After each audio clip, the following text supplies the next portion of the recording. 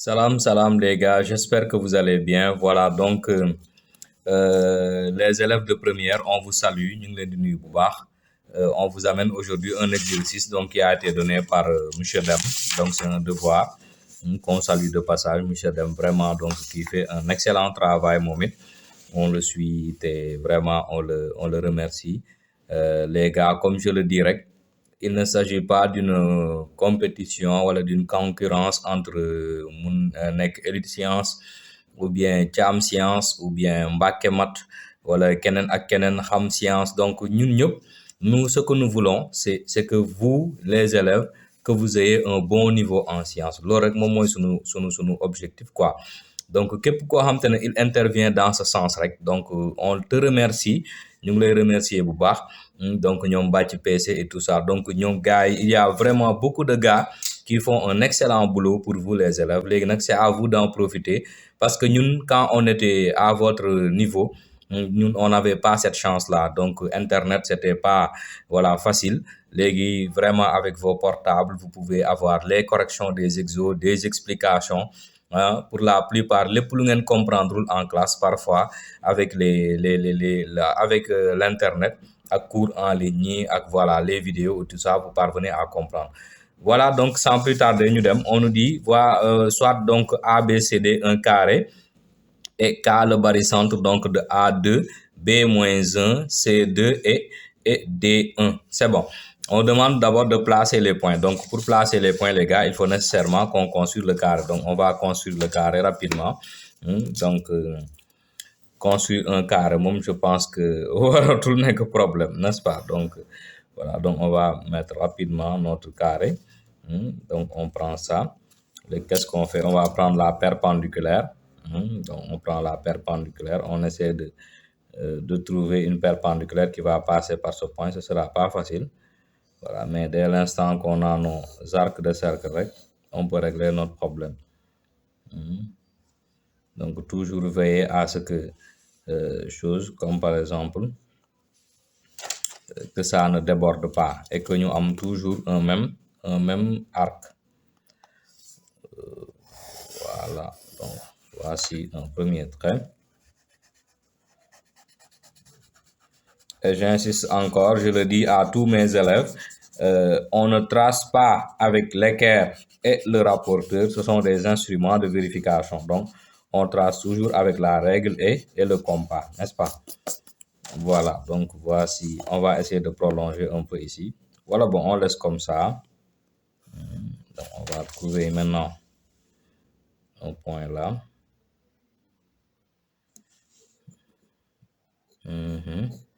Maintenant, on va essayer de trouver le quatrième point, comme nous avons le troisième point. Toujours en gardant le même écart, les gars, n'est-ce pas? Voilà donc pour notre quatrième point. On va le matérialiser vite fait.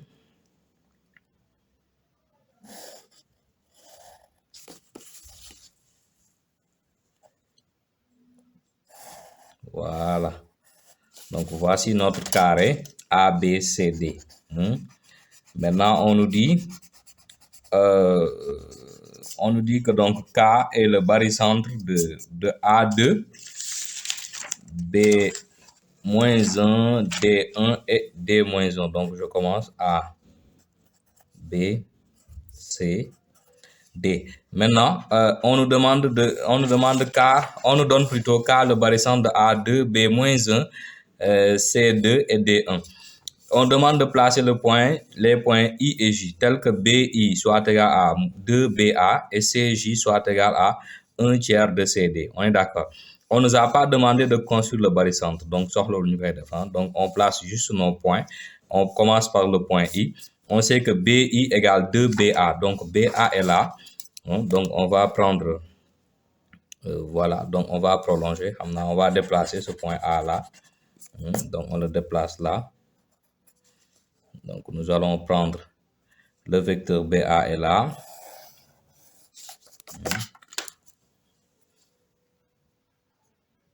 Voilà, donc voici notre point I. Donc, I est là tel que BI soit égal à donc 2BA. C'est bon. Maintenant, après, on demande de placer le point J tel que CJ soit égal à 2, plutôt 1 tiers de CD, n'est-ce pas? CJ, c'est 1 tiers de CD. Donc, CD doit être divisé en 3 parties. Nécessairement, donc, on va utiliser la méthode de Thalès pour diviser donc, le vecteur CD en 3 parties. Donc, on prend bien soin de prendre 3 arcs, donc un arc, un deuxième arc et un troisième arc. Maintenant, une fois que nous avons nos 3 arcs, qu'est-ce qu'on fait? Nous allons fermer ce côté.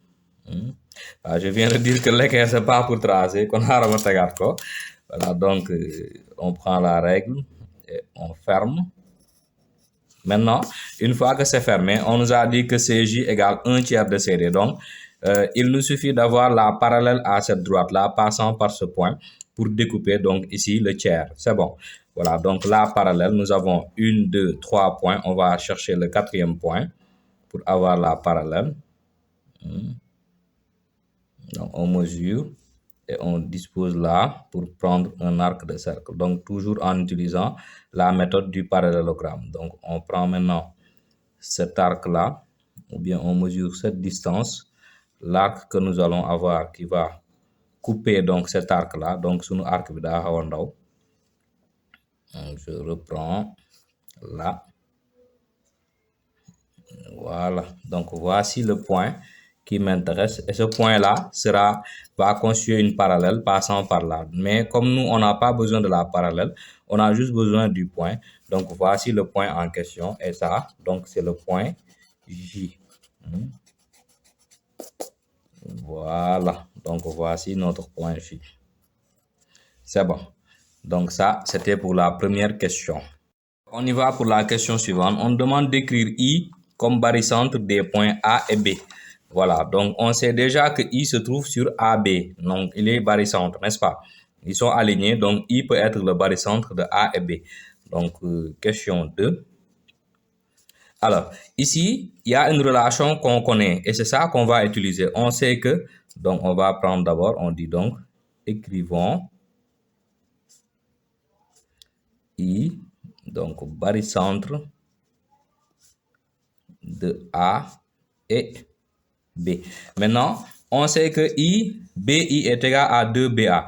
Donc, I barycentre de A et B. Qu'est-ce que cela veut dire concrètement? Donc, si on a I barycentre de A et de B, donc, avec des coefficients peut-être qu'on va appeler alpha et bêta. Donc, cela veut dire quoi? Cela veut dire que I alpha IA plus bêta IB est égal à vecteur nul. Donc, si on réussit à régler ce problème, automatiquement, donc, on pourra écrire que I est barycentre de A et de B. Or, on sait que, la relation de départ, c'est quoi? BI est égal à 2BA. N'est-ce pas? Donc, BI égale 2BA. Donc, il me suffit de transformer pour avoir ça. J'ai déjà BI qui est égal à IB. Donc, c'est moins IB. On n'a qu'à juste changer l'ordre et mettre un moins. Donc, c'est ce vecteur-là que je dois transformer. Qu'est-ce que je vais faire? Je vais introduire donc le point I à l'intérieur pour dire que comme BI est égal à 2BA, donc je peux dire que c'est égal aussi à 2 facteurs de BI plus IA. Automatiquement, donc je règle mon problème maintenant. Et cette relation-là, c'est équivalent donc à quoi? À BI. En faisant entrer le 2, je vais avoir BI est égal à donc 2BI plus 2IA. C'est bon. Maintenant, qu'est-ce qu'il s'agit de faire? Il s'agit de transposer donc le BI de l'autre côté pour dire que donc je vais avoir, donc je transpose, après je change l'ordre. Donc je vais avoir 2BI moins BI plus 2IA est donc égal à vecteur nul, n'est-ce pas? Maintenant, 2BI moins BI, ça me fait BI plus 2IA est égal à vecteur nul. Donc, comme j'ai BI, je peux avoir IB en faisant juste moins. Donc, moins IB plus 2IA est égal à vecteur nul. Par conséquent, je viens d'écrire donc I barycentre de A et de B avec mes coefficients. Donc, alors, je vais dire donc alors, I est donc barycentre de A et de B, avec comme coefficient, pour A, le coefficient c'est 2 et pour B, le coefficient c'est moins 1. Donc, I est barycentre de A2 et B moins 1. Donc, pour la question suivante, maintenant, on nous demande d'écrire J barycentre des points C et D. Donc, on va prendre troisième question. Donc, on va faire la même chose. Donc, écrivons J barycentre de C et D. Donc, on va se servir de la relation que nous avions tout à l'heure. On sait que CJ est égal à 1 tiers de CD. Donc, on va utiliser ça. On sait que si J est barycentre de C et de D, donc on peut le mettre sous cette forme-là et dire que J barycentre de C et D. Cette fois-ci, on va utiliser d'autres coefficients. On va dire par exemple gamma et sigma. Donc, J barycentre de gamma et de sigma implique quoi? Donc, gamma JC plus sigma JD est donc égal à vecteur nul, n'est-ce pas?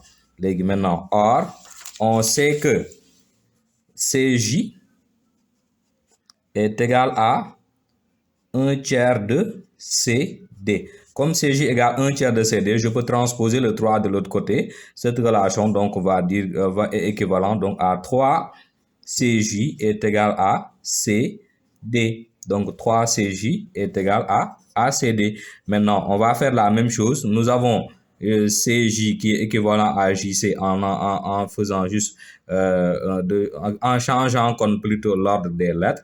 Donc, c'est ici qu'on va faire la transformation en introduisant donc le point J. Donc, c'est égal à CJ plus JD. Voilà. Maintenant, et cette relation-là est équivalente à quoi? En transposant donc tout ça de l'autre côté, je vais avoir 3 CJ moins CJ moins JD, donc est égal à vecteur nul. Maintenant, 3 CJ moins CJ, ça me fait 2 CJ. Maintenant, moins JD est égal donc à vecteur nul. On est d'accord. Maintenant, que je mette le barycentre devant ou derrière, c'est la même chose parce que si je change l'ordre des lettres, je vais avoir moins 2 JC moins JD. Donc, je peux multiplier par moins. Donc, en faisant ça, vous allez voir. Donc, je vais avoir moins 2 JC moins JD est égal à vecteur nul. En multipliant par moins 1, donc je vais avoir 2 JC plus JD est égal à vecteur nul. Donc, par conséquent, on peut écrire donc que J est barycentre de C et de D avec comme coefficient quoi? Pour C, on a 2 et pour D, nous avons 1. Donc, on vient bien décrire J barycentre de C et de D. On y va donc pour la question suivante. Donc, la question numéro 4. Montrer que I, J et K sont alignés. Donc, on va montrer que, donc c'est la question 4. Donc, montrons que I, J et K sont alignés.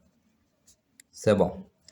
Eh bien, il faut toujours utiliser donc les données de l'exercice. On savait que K est le barycentre de A2, B-1, C2 et D1. Donc, gis nga lii rek indice le pour est-ce que nous nous sommes trompés ou pas tout à l'heure. Donc, on avait écrit I barycentre de A2. Donc, on voit bien A2, B-1. On voit aussi C2 et D1. Ça aussi, donc, c'est un indice qui nous permet de régler notre problème. Parce qu'on sait que, donc, ce qu'on sait, on sait que quoi? On sait que K est le barycentre de tous ces gars-là. Donc, K est le barycentre de A, de B, de C et de D. Maintenant, affecté de quel coefficient exactement? Pour A, nous avons le coefficient 2. Pour B, nous avons le coefficient moins 1. Pour C, on a le coefficient 2. Et pour D, on a le coefficient 1. N'est-ce pas? Donc, on sait que K est le barycentre de tous ces gars-là. Donc, or, ce qu'on vient de décrire, c'est ça qui va nous aider. Donc, I est le barycentre de A et de B avec les coefficients de et moins 1, et J est le barycentre de C et de D. Donc, avec C comme coefficient 2 et D comme coefficient 1.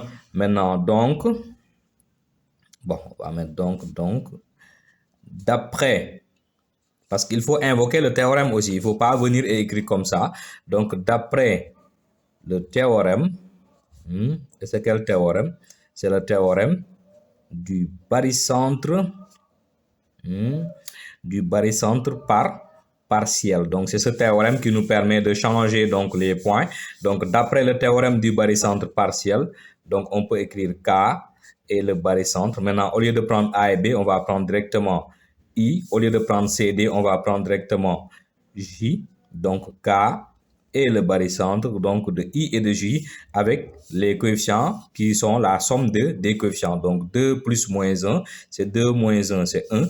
2 plus 1, c'est 3. Donc, K est le barycentre de I, coefficient 1, et J, coefficient 3. Par conséquent, comme K est le barycentre des deux points-là, donc conclusion, K, I et J sont alignés. C'est bon. Donc, voici la conclusion pour le quatrième, ou plutôt la quatrième question.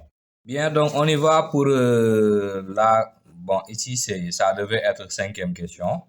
Donc, je crois qu'il y a une petite erreur. Donc, ici, c'est 5. Et là, c'est question numéro 6 peut-être. Donc, on nous dit soit H le barycentre de A4, B-2 et C4. On demande de montrer que I, J et HD sont 50, n'est-ce pas? Voilà, c'est une question très intéressante dans la mesure où les gars, parfois, comme je vous le dirais, il faut juste observer. Si on te demande de montrer que I, J et HD sont 50, on vient de travailler tout de suite avec le point K et on sait que K, comme l'a dit tout à l'heure l'exercice, donc K est le barycentre de A, B, C et de D, avec les coefficients 2, moins 1, 2 et 1. Ici, si on regarde, on a 4, moins 2, 4 pour A, B et C. Donc, on sait que, voilà, donc c'est comme si on avait joué un peu avec ces points-là. Hein? Donc, c'est comme si on avait multiplié ici par 2. Parce qu'en multipliant par 2, on sait que si on a, bon, où est-ce que je vais écrire? Donc, si on a le barycentre, par exemple, si on a G, barycentre de 2 points A, bon, attention, et B, donc avec les coefficients alpha et bêta. Donc, je peux écrire aussi que G est barycentre de A et de B, avec cette fois-ci les coefficients K alpha et K bêta. Donc, le barycentre, on peut multiplier donc un coefficient sans pour autant le changer. On est d'accord. Donc, c'est ça qu'on va utiliser seulement. Donc, avec le raisonnement qu'on vient de, voilà, donc de trouver. Parce que, on sait que K est le barycentre de I et de J. Donc, ici, avec H, on voit des points que nous avons déjà vus dans K. Donc, on peut penser, même sans pour autant construire la figure, on peut penser que si IJ et HD sont 50 aussi, le relation, donc c'est le point K. Parce qu'on vient de démontrer que K est le barycentre de I et de J. Donc, K appartient à IJ. Donc, si on réussit à démontrer que K est le barycentre donc de H et de D, automatiquement, on pourra dire que I, J et HD donc, ont en commun le point K. Donc, et c'est ça qu'on va juste effectuer. Donc, pour répondre à cette question, donc 5, qu'est-ce qu'on va dire? Donc, montrons que IJ est 50 avec HD. C'est bon. Donc, on sait que, donc, ce qu'on sait, c'est quoi? On sait que H est le barycentre de A, de B et donc de C. Avec quel coefficient? C'est A, 4, B, moins 2 et C, 4. C'est bon. Donc, dès l'instant qu'on a ça, donc on peut, de la même façon que tout à l'heure, on a multiplié par K, hein, donc pour démontrer notre relation. Donc, on va multiplier par un K ici, mais on va multiplier par un K qui est égal à 1 demi, n'est-ce pas? En multipliant K par 1 demi, donc on peut diviser donc tout ça, hein, donc pour dire que comme H est le barycentre de A4, B moins 2, C4, on peut aussi dire que H est le barycentre de A, de B et de C. Maintenant, affecté de quel coefficient? Affecté du coefficient 2, moins 1 et 2. Donc, 2 moins 1, 2, on le retrouve ici avec K.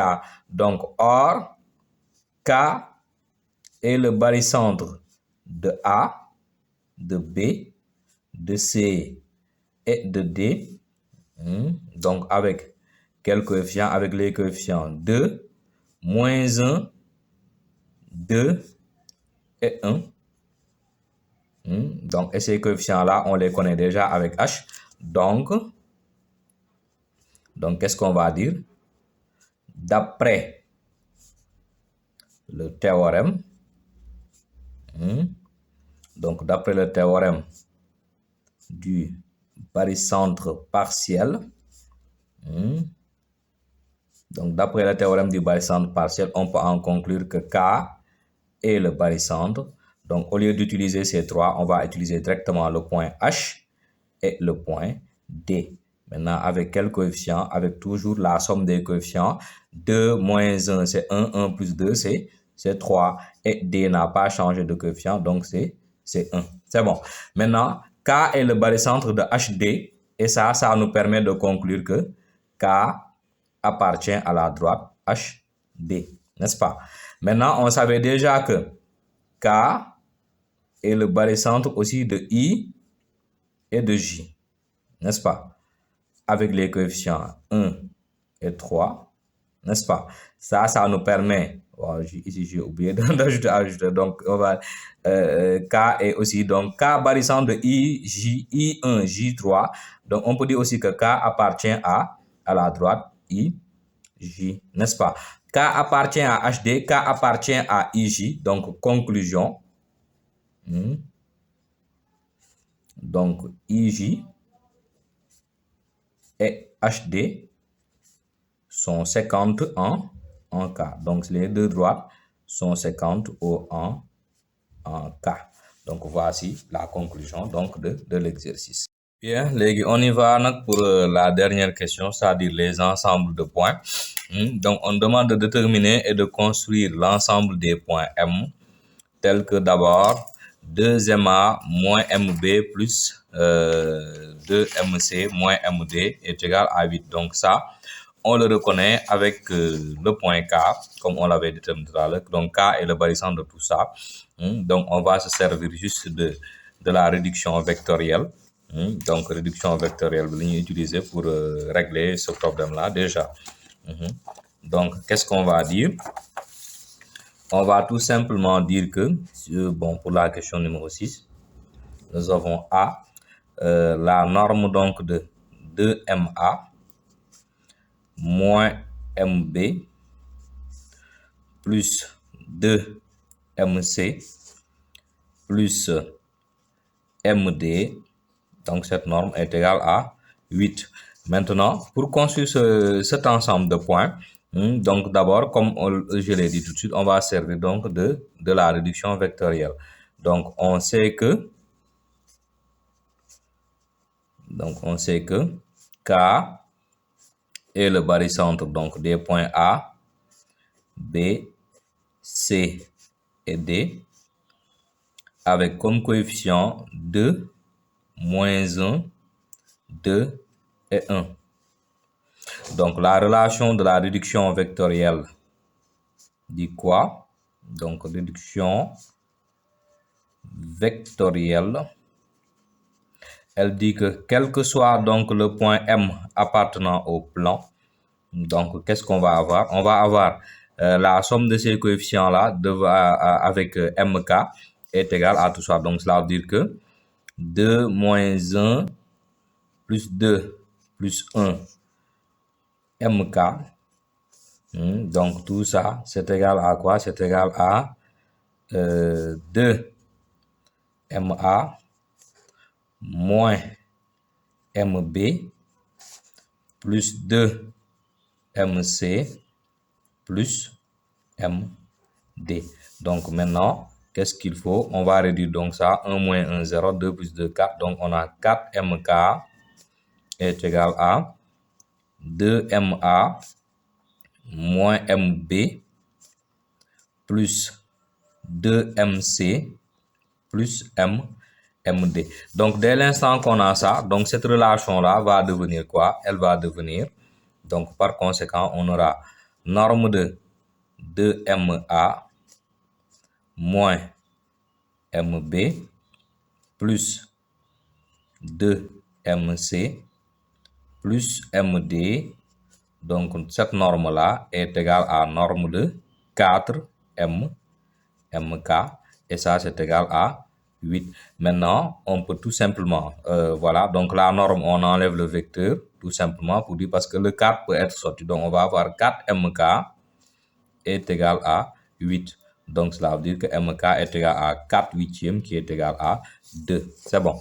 Donc, comme MK est égal à 2, donc l'ensemble des points E, c'est égal à, donc, le point M, donc, appartenant au plan P, tel que, c'est ça, tel que donc, nous avons, parce que si c'est, chose comment ça s'appelle, MK égale 2, donc c'est le cercle de centre K et de rayon 2. Donc, c'est le cercle C de centre K et de rayon 2. Donc, voici l'ensemble des points. Donc, on va l'appeler E1. C'est bon.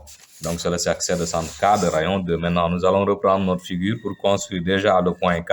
On sait que K est le barycentre de H et de D, mais c'est aussi le barycentre de I et de J. Nous avons déjà I et J. Donc, nous allons tracer I et J et sortir donc le barycentre de le point K, parce qu'on sait que bon, est-ce que je vais écrire? On sait que si K est le barycentre de I et de J, avec comme coefficient 1 et 3. Donc, on peut tout simplement écrire que IK vecteur est égal, donc on prend le dernier coefficient 3 et la somme, donc 3 quarts de IJ. Donc, IK est égal à 3 quarts de IJ. Donc, IJ est là. Il nous suffit donc de prendre juste les 3 quarts de IK, et le crayon même. Donc, voilà. Nous avons donc notre vecteur IK, qui est IJ plutôt. On va maintenant prendre les 3 quarts de ce vecteur-là, donc pour avoir la position du point K. Donc, on fait comme ce qu'on avait fait tout à l'heure. On va découper donc en 3 parties. Une partie, 2 parties. Bon, je vais prolonger un peu pour avoir la troisième partie. Toujours avec le même écart. Donc, 3 parties. Maintenant, qu'est-ce qu'on va faire? On va fermer à partir du point J. Et là, G. Non, plutôt, attention, c'est 3 quarts. Donc, au lieu de prendre 3, je vais prendre une quatrième partie. Il va peut-être entrer dans mon... dans mon texte là, mais bon, c'est pas méchant. De toute façon, nous, ce qu'on veut, c'est la construction. Donc, l'essentiel, si vous maîtrisez la technique règle, c'est bon. Maintenant, on a 3 quarts, donc il nous faut la parallèle à cette droite passant par le point. Donc, rapidement, on va faire ça avec l'équerre pour pouvoir permettre aux autres de pouvoir comprendre aussi comment on manipule ça. Bien que ce que je ne préconise pas, comme je le dirais, l'équerre n'est pas pour tracer, mais pour vérifier. Mais vite fait, voilà, donc nous avons notre point K qui est là. Voilà, donc voici le point K. Maintenant, l'ensemble des points correspond à quoi? Comme on l'a dit, c'est le cercle de centre K et de rayon 2. C'est bon. Donc, à supposer qu'on avait un carré de combien de centimètres? Donc, voilà. Donc, il fallait construire peut-être avec des normes, mais c'est pas grave. Donc, un cercle de centre K et de rayon 2, on va mesurer donc 2 centimètres.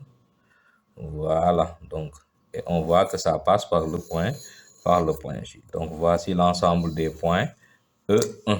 C'est bon. Bien, maintenant, on passe à l'ensemble suivant. Donc, on nous dit l'ensemble des points B, qu'on va appeler EB, où est la feuille même avec les ensembles de points. Donc, voilà, ça c'était pour le 1. Maintenant, il nous faut l'ensemble des points B,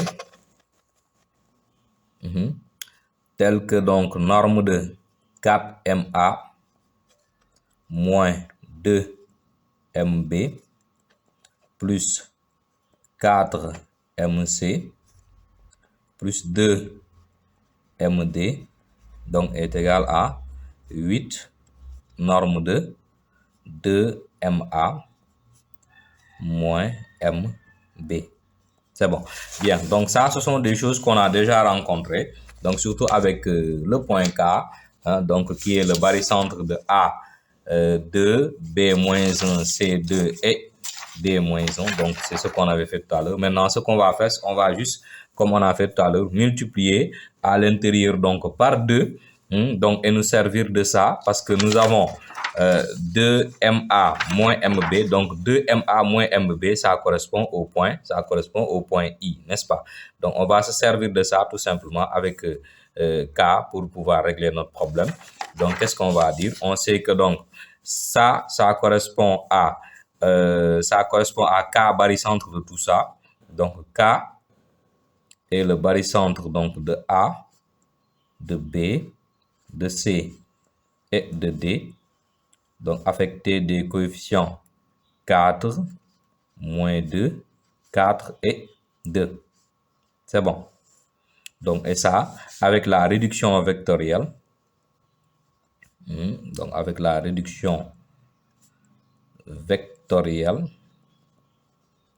qu'est-ce qu'on peut écrire? On peut écrire que donc, la somme des coefficients, donc 4 moins 2 plus 4 plus 2 MK, donc est bien égal à 4MA moins 2MB plus 4MC plus 2MD. Voilà, maintenant en faisant cette somme 2 moins 2, 0, 4 et 4, ça fait 8. Donc 8MK, c'est ça qui est le résultat. Et ça, c'est égal à 8 avec la norme de 2MA moins MB. Maintenant, on va se servir de la réduction vectorielle aussi pour ce vecteur-là. Donc, A, I est le barycentre de A et de B avec des coefficients 2 et moins 1.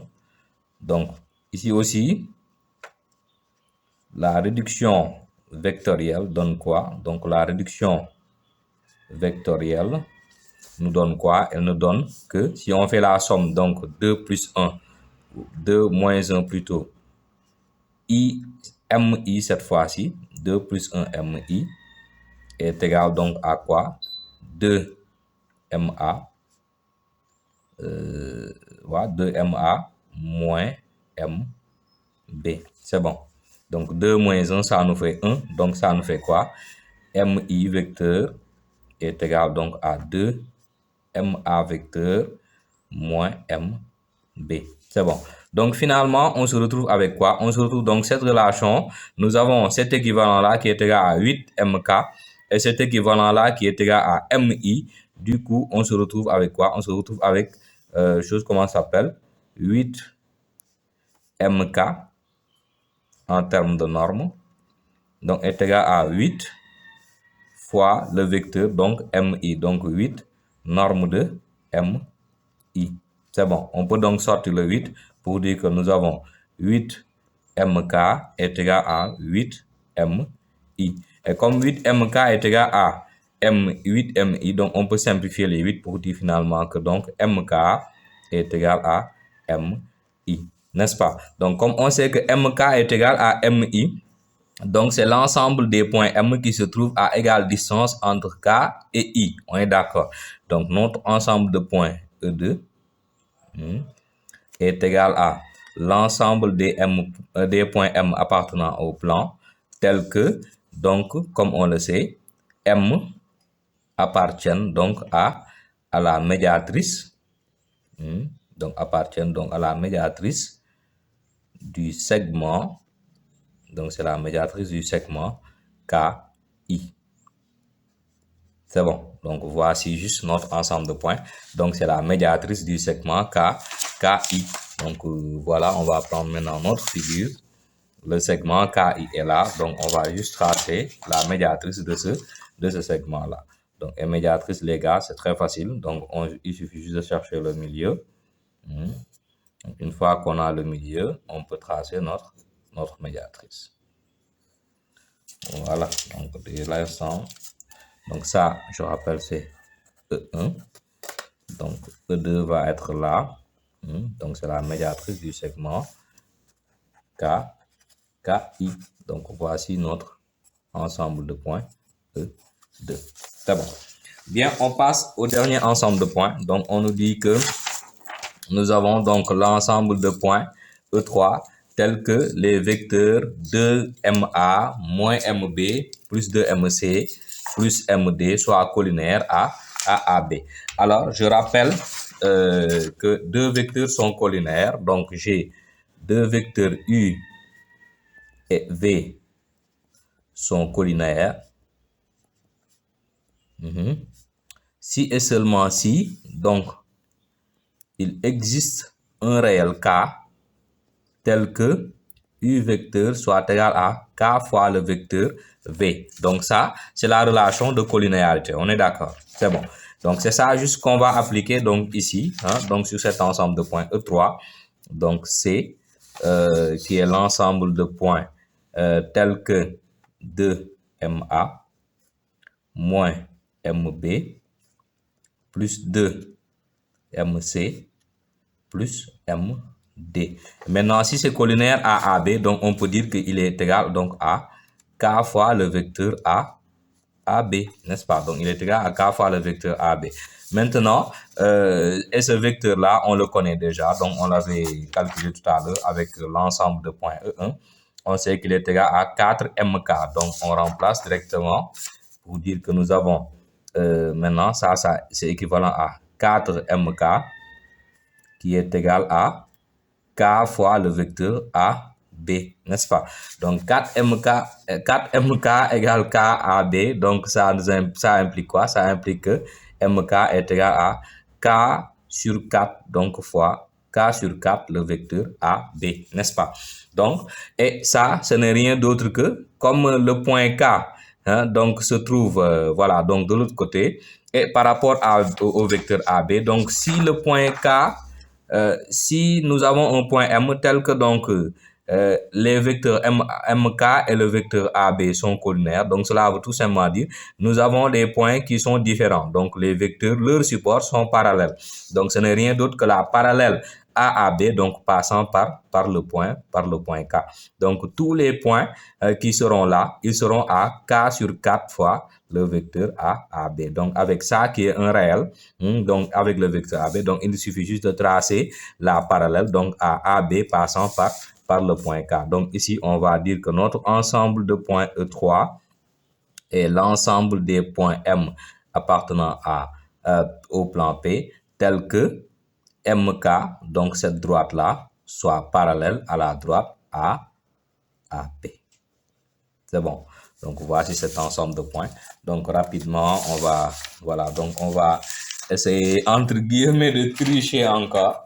Donc on va utiliser l'équerre, donc pour tracer donc la parallèle à AB passant par K tout simplement. Voilà. Maintenant nous avons ça. Donc voici donc notre ensemble de points qui va porter le nom de E3. Voilà les gars, j'espère que ça vous a plu. En tout cas, c'était très intéressant. Voilà, donc on se donne rendez-vous donc bientôt avec de nouvelles vidéos scientifiques.